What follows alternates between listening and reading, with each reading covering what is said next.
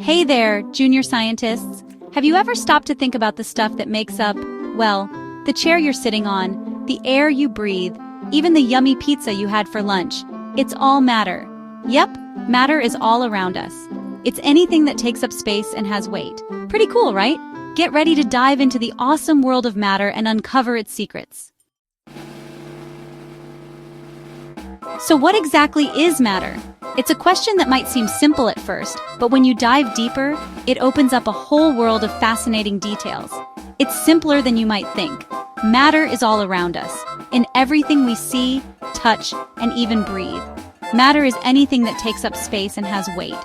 This means that if you can see it, feel it, or measure it, it's matter. That means your pencil, your pet hamster, and even the water you drink are all examples of matter. But it doesn't stop there. Now, matter likes to hang out in different forms, called states. These states determine how matter behaves and interacts with the world around it. You probably already know the three main states: solid, liquid, and gas. Each state has unique properties that make it distinct. A solid, like a rock, has a definite shape and volume. This means it doesn't change shape easily and stays the same unless you apply a lot of force. It doesn't change shape easily.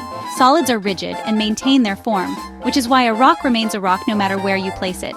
A liquid, like juice, takes the shape of its container but has a definite volume. This means that while it can flow and change shape, the amount of liquid remains the same. It can flow and spill. Liquids are flexible and can move around easily, filling up the bottom of any container they are poured into. A gas, like the air we breathe, doesn't have a definite shape or volume. Gases spread out to fill any space available to them, making them unique. It fills up whatever space it's in. Gases are all around us, invisible but essential, filling up balloons, rooms, and even the atmosphere. Physical properties of matter. Every kind of matter has unique characteristics called properties. Think of them like a set of clues that help us identify and describe different materials. We've got two main types of properties: physical and chemical. Physical properties are characteristics we can observe with our senses or measure without changing the substance itself. For example, we can see the color of a lemon, yellow, smell the sweet aroma of a flower, or feel the smoothness of a marble. We can also measure the temperature of ice cream or the weight of a bowling ball. Now, chemical properties are a bit trickier. They describe how a substance reacts with other substances or how it changes into a completely new substance. Imagine burning a piece of wood. The wood reacts with oxygen in the air and transforms into ash, smoke, and gases. This change is permanent. You can't turn the ash back into wood. Flammability, how easily something burns, is a chemical property.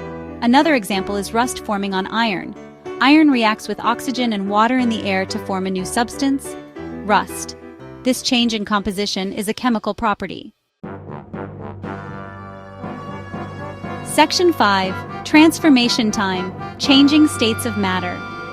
Today, we're diving into the fascinating world of matter and its transformations. Matter is all around us, and it can exist in different states: solid, liquid, and gas. But did you know that matter can change from one state to another? Let's explore how this happens. Get this: matter can change from one state to another. This process is happening all the time right before our eyes. For instance, when you see ice melting, water boiling, or even clay being molded, you're witnessing matter transforming. You see this happening all the time. These changes are part of our everyday lives, even if we don't always notice them. From the steam rising from a hot kettle to the frost forming on a window, these transformations are constantly occurring. Think about ice melting on a hot day. The solid ice absorbs heat from its surroundings and begins to transform into liquid water. This is a perfect example of a change in the state of matter. The solid ice absorbs heat and transforms into liquid water. This process is known as melting. Melting occurs when a solid gains enough energy to break the bonds holding its molecules together, allowing it to become a liquid. This change is called melting. It's one of the most common transformations we see, especially during the warmer months. What about when you put a tray of water in the freezer to make ice cubes? The liquid water loses heat and begins to solidify. This is another fascinating transformation of matter. The liquid water loses heat and turns into solid ice. This process is called freezing. Freezing happens when a liquid loses enough energy for its molecules to lock into place, forming a solid. This change is called freezing. It's the reverse of melting and is just as important in our daily lives. Ever noticed a puddle disappear after the rain? This is another example of matter changing its state. The liquid water in the puddle absorbs heat from the sun and transforms into water vapor, a gas. The liquid water absorbs heat from the sun and transforms into water vapor, a gas in the air. This is called evaporation. Evaporation occurs when a liquid gains enough energy for its molecules to escape into the air as gas. And when you see those tiny water droplets on a cold glass of lemonade, that's condensation. Condensation is the process where gas loses energy and transforms back into a liquid. Water vapor in the air cools down and changes back into liquid water. This is condensation, and it's a crucial part of the water cycle, helping to form clouds and precipitation. Section 6. Dive into density. Have you ever wondered why some objects float in water while others sink? It all comes down to density. Density is how much mass is packed into a given space. Imagine holding a balloon filled with air and a rock of the same size. The rock feels much heavier, right? That's because it has more mass packed into the same amount of space. The rock has a higher density than the balloon filled with air. Objects less dense than water will float, while objects denser than water will sink. That's why a big, heavy ship made of steel can float. Its shape spreads out the weight, making it less dense than water overall. Section 7. Buoyancy, floating fun. Buoyancy is the upward force that liquids exert on objects. It's like an invisible hand pushing up on objects submerged in a liquid. Whether an object sinks or floats depends on the balance between its weight, which is the force pulling it down, and the buoyant force pushing it up.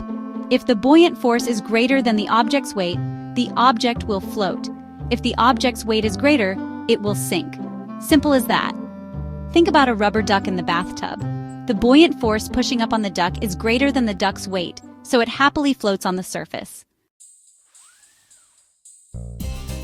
Section 8. Science in action. Fun activities for you. Get ready to dive into the world of science with some exciting and educational activities that you can try at home or in the classroom. These activities are designed to make learning about science fun and interactive. So let's get started. Ready to put your matter knowledge to the test? We have some fantastic experiments lined up for you.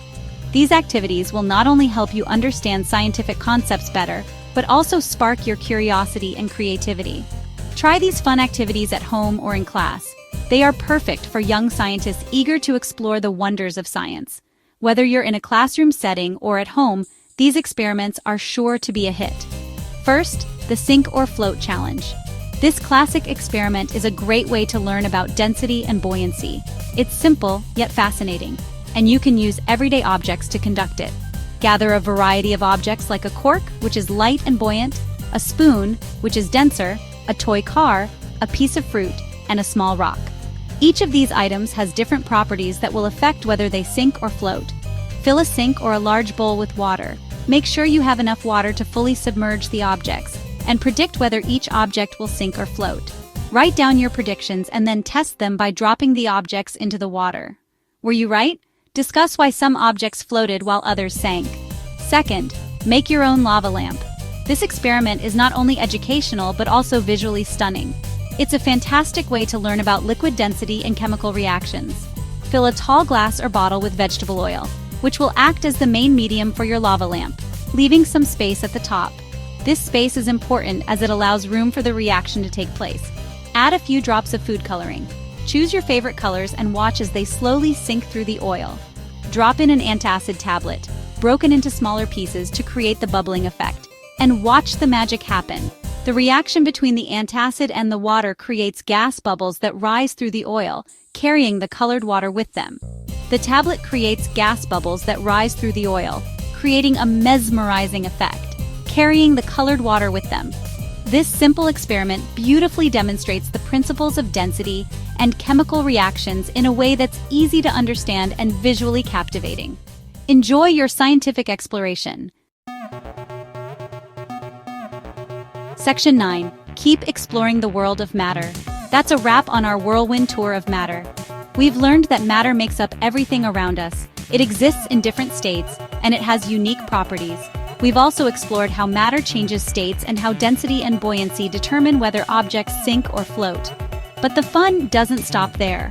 Keep your eyes peeled and your curiosity piqued as you encounter matter in all its forms every single day. Ask questions, make observations, and never stop exploring the amazing world of science. Fun fact: did you know that air is actually matter? It's invisible, but it takes up space and has weight. You can test this by weighing an empty balloon, then blowing it up and weighing it again. The inflated balloon will be heavier because it's filled with air particles.